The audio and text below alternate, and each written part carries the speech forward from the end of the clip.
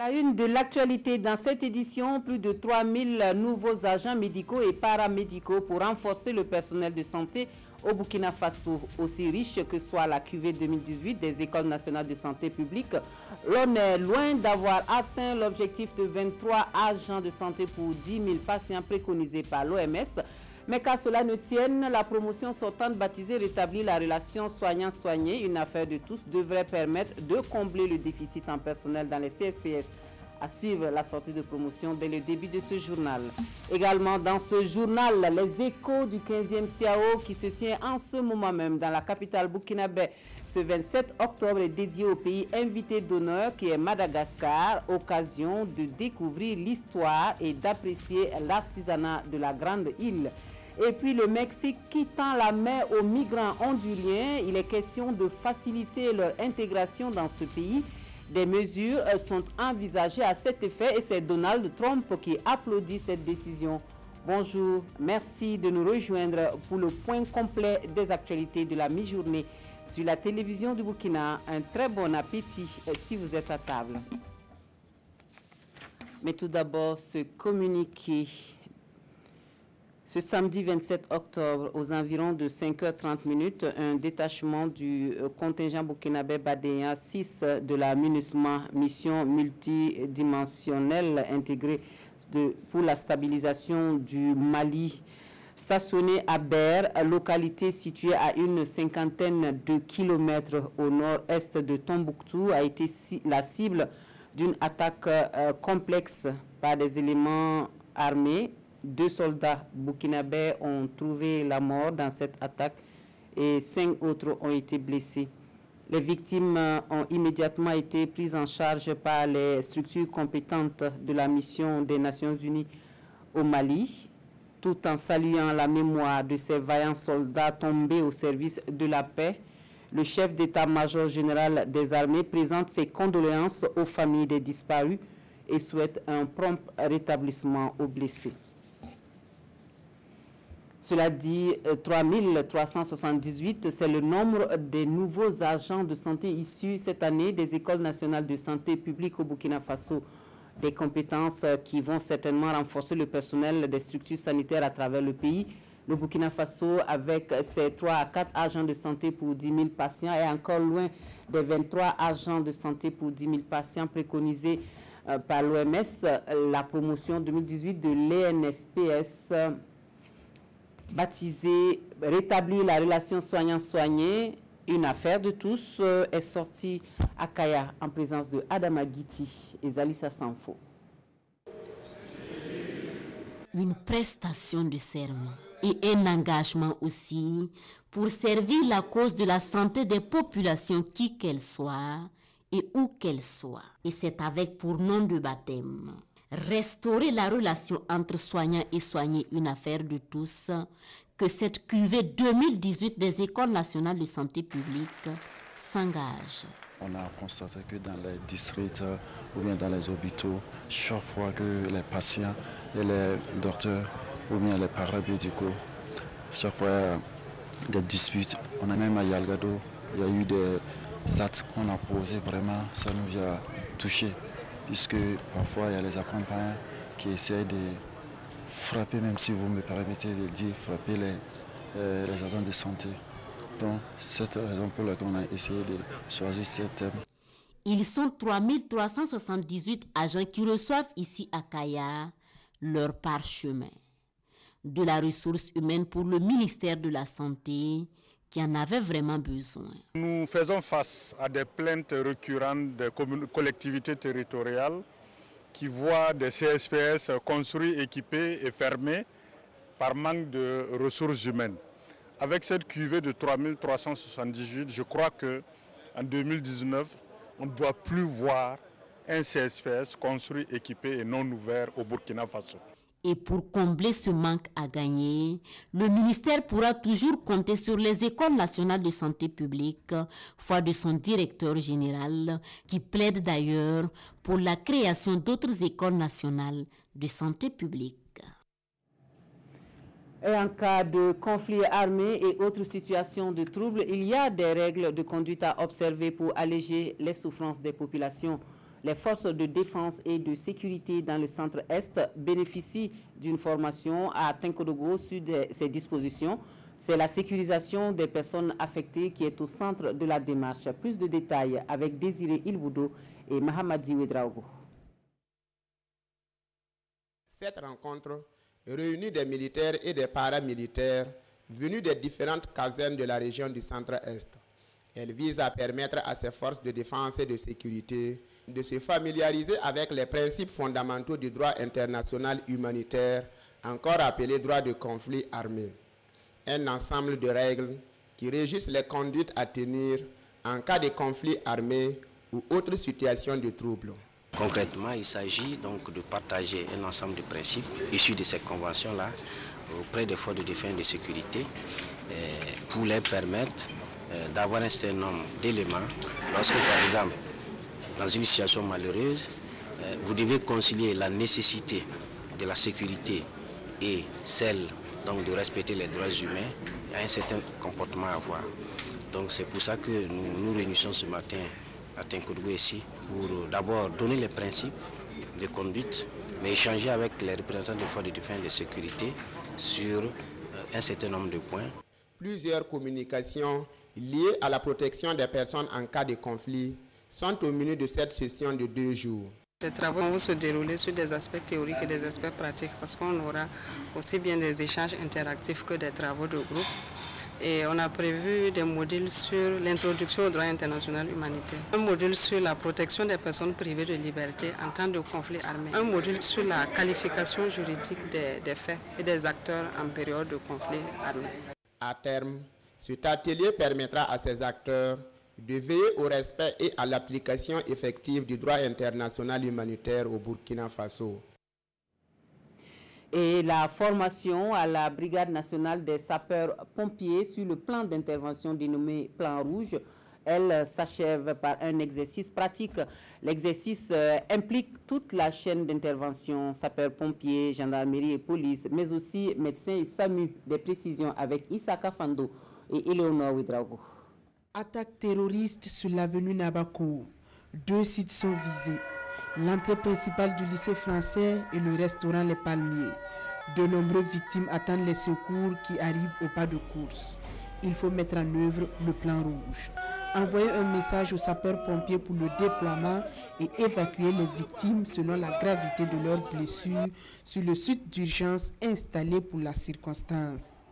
Il s'agit d'un exercice de simulation d'une intervention impliquant plusieurs blessés. C'est un plan qui est mis en place au niveau du service d'urgence, de secours d'urgence, pour pouvoir rapidement prépositionner des moyens dans un premier temps, avoir des compétences au niveau des ressources humaines pour pouvoir intervenir rapidement. Et c'est aussi le but de l'exercice justement, de savoir à quel niveau de préparation les personnels de la Brigade nationale de sapeurs-pompiers, mais aussi les partenaires extérieurs, la Croix-Rouge, le Centre médical international, le service de santé des armées, la police, la gendarmerie. Cet exercice qui regroupe les chaînes médicales, sauvetage, incendie et logistique, dénommé Plan Rouge, est la mise en pratique de la formation reçue par le programme de protection civile en Afrique de l'Ouest. Je suis satisfait puisque les grandes composantes ont pu se mettre en place. Vous avez vu les sauvetages, vous avez pu voir aussi la chaîne médicale, le médecin avec les victimes, les ramassages, les tris et les évacuations.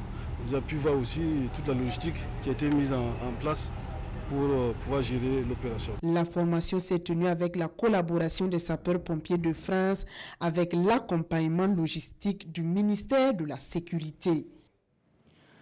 Autre point de l'actualité, le projet Job Booster est une réponse du SPONG, le secrétariat permanent des ONG, à la question de la formation professionnelle, et cela, les formations professionnelles des jeunes bien sûr, et cela en adéquation avec les besoins des entreprises. Le projet qui va coûter au moins 5 milliards de francs CFA devrait à son terme permettre à 15 000 jeunes d'accéder à un emploi. Les responsables donnent des éclaircissements aux acteurs du Centre Nord, Zoénabo Solenga et Herman Toué. Mettre en adéquation les offres d'emploi et la formation professionnelle afin de réduire le chômage des jeunes au Burkina. C'est l'idée qui sous-tend la création du projet Job Booster. Un projet né de la volonté du secrétariat permanent des ONG et qui entend par cet atelier sensibiliser les acteurs de la région du Nord. Job Booster qui vise vraiment à créer le lien entre la formation professionnelle et l'emploi des jeunes au niveau donc, de notre pays, le Burkina Faso. En vue donc de former 20 000 jeunes de 2018 à 2021 et également donc mettre en connexion, susciter la création de 15 000 emplois en faveur des jeunes de 15 à 24 ans. Dans sa mise en œuvre, le projet va accompagner 41 centres de formation professionnelle en vue de renforcer la compétence des jeunes et de faciliter leur insertion dans le marché de l'emploi. Une opportunité bien appréciée. Quand j'ai entendu le mot accompagnement là, vraiment j'étais tellement content avec le projet. Parce qu'à Walvis, il y a beaucoup de jeunes qui sont là, qui ont appris le métier, ils ont les compétences, mais question d'accompagnement pour l'installation, c'est ça qui pose problème. Ce projet-là est à la bienvenue pour nous-mêmes au centre, parce que chaque année nous formons 35 femmes et jeunes filles. On n'arrive pas même pas à les installer. Financé par la coopération norvégienne pour le développement à hauteur de 5 milliards de francs CFA, le projet Job Booster est porté par un consortium de 4 organisations de la société civile. Il intervient dans les régions du Nord, de la boucle du Moun et des Hauts-Bassins pour une durée de 4 ans. Ce sont les acteurs de la région du Nord qui sont sensibilisés sur le projet Job Booster. Autre chose, c'est le temps des récoltes dans le sud-ouest et les producteurs affichent dès l'entame un optimisme quant à la moisson qui s'annonce abondante cette année. Dans les champs de maïs, la confiance règne, la pluviométrie et les conseils des techniciens sont à saluer dans cette bonne production. On voit tout cela avec Elvis Tuina et Dimitri Badini. À Périgouan, village situé à 25 km de Gawa, l'heure est à la récolte. Ici, dans ce champ de maïs d'une superficie de 20 hectares, Sansandan et les membres de sa famille amassent les épis de maïs et ne cachent pas leur satisfaction quant à la réussite de la saison agricole. Cette année, je dis c'est bon. Bon, moi j'ai dit que je gagne des 100 sacs. Cette année-là, ça a augmenté. Cette année, ça a augmenté. Je vois même beaucoup, mais ça a augmenté beaucoup même. Parce qu'il y a cause de la pluie là. Parce que la pluie là, il a plu beaucoup. Donc cette année, ça a augmenté. L'année passée, c'était 190 sacs. Une récolte suffisante pour nourrir la famille et de quoi revendre. Toute réussite liée à la bonne pluviométrie et à l'application des conseils des techniciens d'agriculture. Bon, cette bonne récolte là, ça y est, il y a la pluie. Et puis, bon, les intrants aussi, même si tu entres bien le sang, tu vas bien récolter aussi. Il faut que tu vas mettre aussi les paquets, l'engrais, l'urée, tout ça là. Et puis, il faut respecter aussi ce que les encadrés aussi viennent nous dire. Voilà. On produit, on revend. Voilà. Et il y a un côté aussi, c'est pour la famille. Au regard de ce succès agricole, la famille Da entend étendre son champ de maïs l'année prochaine. À côté du champ de maïs, elle dispose d'un champ de sorgho de 3 hectares à maturité et bientôt prêt à être récolté. Et justement, l'église centrale des Assemblées de Dieu de Ouagadougou qui témoigne sa solidarité aux enfants retirés de la rue par le ministère en charge de l'action sociale. Sur le site d'accueil et d'hébergement de ces enfants, une délégation conduite par le pasteur principal de l'église offre des vivres pour aider à la prise en charge. Roger Kam, Vincent Kendrevego. Au centre qui accueille les enfants retirés de la rue, la délégation de l'église centrale conduite par son pasteur principal est allée découvrir les différentes activités de réinsertion socio-professionnelle que bénéficient ces enfants. Une visite en compagnie de la secrétaire d'État chargée des affaires sociales. Et pour soutenir ce centre, l'église a fait don d'1,5 tonne de vivres composés de riz, du maïs et d'huile, ainsi que du savon. Nous avons, je dirais dans le passé, organisé spécialement des choses pour les enfants à milieu ouvert. Et aujourd'hui, nous sommes venus donc pour les encourager le gouvernement dans sa quête de mieux-être pour les Burkinabés. Nous l'apprécions vraiment comme une contribution inestimable à l'entretien de ces enfants et jeunes qui sont ici et également à l'ensemble de la population Parce que, comme vous le savez, si nos enfants ont des difficultés, c'est toute la société entière qui a des difficultés. Cette visite entre dans le cadre d'une semaine d'activité de l'Église dénommée Opération Sois un témoin. Et cette opération a un double visage en quelque sorte à l'endroit de ceux qui connaissent déjà Jésus-Christ et qui vont témoigner de leur amour fraternel envers leurs prochains et aussi à l'endroit des prochains. Nous avons eu un moment donc depuis mardi pour faire du dépistage de certaines maladies, notamment l'hépatite B et puis l'hypertension artérielle et le sida et le diabète. La semaine se termine par 2 grands concerts, vendredi soir au Sénasa et ce samedi soir à la place de la Nation. Les nouvelles du CIAO à présent, le CIAO 2018 qui déroule son programme dans la capitale burkinabé. Les projecteurs sont braqués ce jour sur le pays invité d'honneur, Madagascar. Le ministre en charge de l'artisanat du Burkina Faso, accompagné de ministres de pays voisins, découvre le savoir-faire manuel de la grande île. Un plaisir que son homologue malgache ne boude pas. On suit tout cela avec Nong Bakouda et Zalissa Sanfo.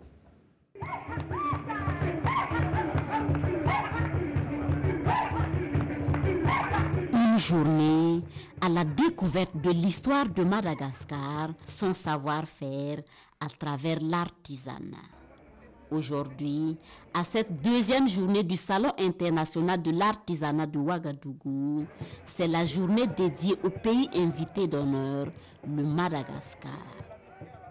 Et c'est la ministre malgache en charge de la culture elle-même qui se fait le porte-parole de la délégation de son pays. Des chapeaux pour se bronzer sur les plages de l'île ou pour supporter le soleil de midi du Burkina, Éléonore Joassi convainc les invités des potentialités et de la particularité de son pays. Ce salon est une grande réussite en ce qui nous concerne, puisque déjà nous sommes au 2e jour et en arrivant ce matin, nous avons vu des files interminables de personnes qui viennent visiter ce salon, qui est très bien organisé, qui a laissé vraiment la part belle à l'expression de toutes les cultures et de tous les savoir-faire africains. Et Madagascar est très heureux et très honoré d'avoir sa place dans cet ensemble. Et après un bref séjour à travers l'artisanat, le ministre en charge de l'artisanat du Burkina Faso est convaincu, l'Afrique gagnera toujours à se frotter, à partager. C'est de la coopération, c'est de l'intégration, c'est de la fraternité. Le fait qu'on ait un stand Burkina-Madagascar pour montrer qu'au-delà des outils, les peuples partagent des choses ensemble. Pays invité d'honneur, le Madagascar promet, il n'est pas là pour de la figuration, malgré la distance. Les artisans sont arrivés les valises pleines. Alors tous les festivaliers qui visiteront leur stand repartiront, qui avec quelque chose et qui pour avoir appris quelque chose.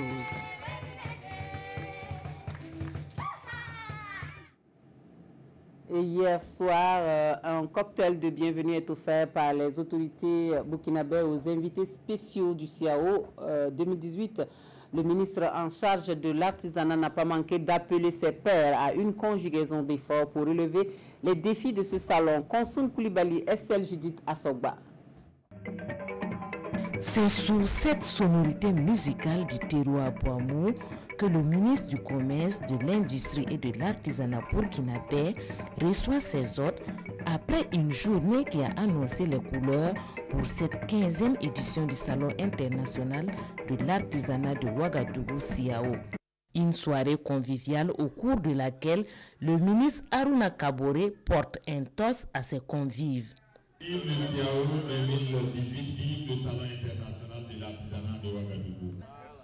Vive l'artisanat africain. C'est aussi un moment pour le ministre Kaboré d'appeler ses pairs à unir ensemble leurs efforts pour relever les défis du salon qui se profilent à l'horizon. Avec le développement des technologies et les nouvelles exigences du marché, notre artisanat doit s'adapter tout en restant de l'artisanat.